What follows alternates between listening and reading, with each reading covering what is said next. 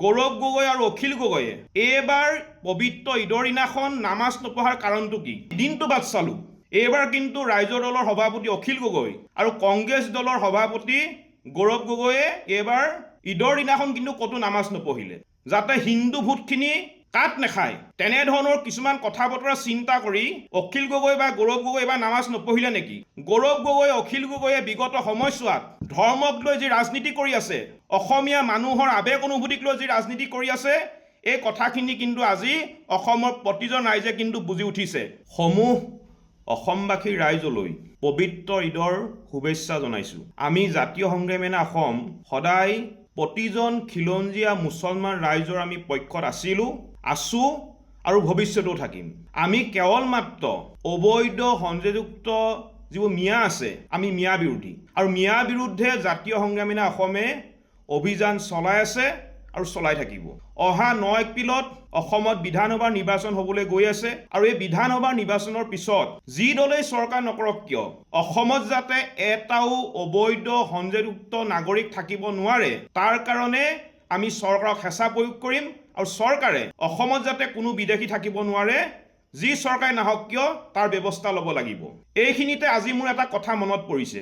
আজি পবিত্ৰ ঈদ, আৰু পবিত্ৰ ঈদৰ দিনাখন আমি প্ৰতি বছৰে দেখা পাওঁ যে ৰাইজৰ দলৰ সভাপতি অখিল গগৈ আৰু কংগ্ৰেছ দলৰ সভাপতি গৌৰৱ গগৈয়ে প্ৰতি বছৰে ঈদত মুছলমান লোকসকলৰ লগত নামাজ পঢ়ে, কিন্তু আমি দিনটো বাট চালো। এইবাৰ কিন্তু ৰাইজৰ দলৰ সভাপতি অখিল গগৈ আৰু কংগ্ৰেছ দলৰ সভাপতি গৌৰৱ গগৈয়ে এইবাৰ ঈদৰ দিনাখন কিন্তু ক'তো নামাজ নপঢ়িলে।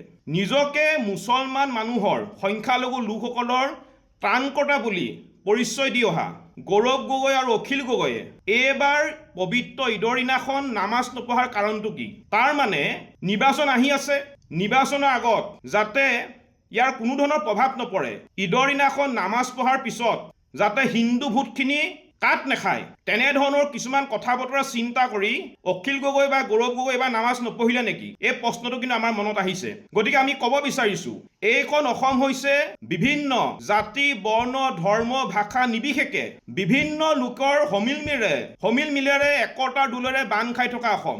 এইখন অসমত অসমীয়া মানুহৰ মাজত, ই হিন্দু হওক বা মুছলমানে হওক, কোনো অসমীয়া মানুহৰ মাজত কোনো ধৰণৰ ভেদাভেদ নাই। মই ইচ্ছা কৰিলে হাজাৰবাৰ নামঘৰলৈ যাব পাৰোঁ, সেৱা কৰিম। মই ইচ্ছা কৰিলে হাজাৰবাৰ মছজিদলৈ যাম, দোৱা কৰিম। মই ইচ্ছা কৰিলে গীৰ্জালৈ যাম বা যাব পাৰোঁ। আমাৰ মনত কোনো ধৰণৰ ভেদাভেদ নাই। কিন্তু গৌৰৱ গগৈ, অখিল গগৈয়ে বিগত সময়ছোৱাত ধৰ্মক লৈ যি ৰাজনীতি কৰি আছে, অসমীয়া মানুহৰ আৱেগ অনুভূতিক লৈ যি ৰাজনীতি কৰি আছে, এই কথাখিনি কিন্তু আজি অসমৰ প্ৰতিজন ৰাইজে কিন্তু বুজি উঠিছে। আজি ঈদৰ দিনাখন কি কাৰণে নামাজ পঢ়িবলৈ নগ'ল? তাৰমানে তেওঁলোকৰ প্ৰকৃত চৰিত্ৰ আজি ফুটি উঠিলে। গতিকে গৌৰৱ গগৈ, অখিল গগৈয়ে এই প্ৰশ্নৰ কিন্তু স্পষ্টীকৰণ অসমৰ ৰাইজক দিব লাগিব, ইয়াৰ উত্তৰ দিব লাগিব।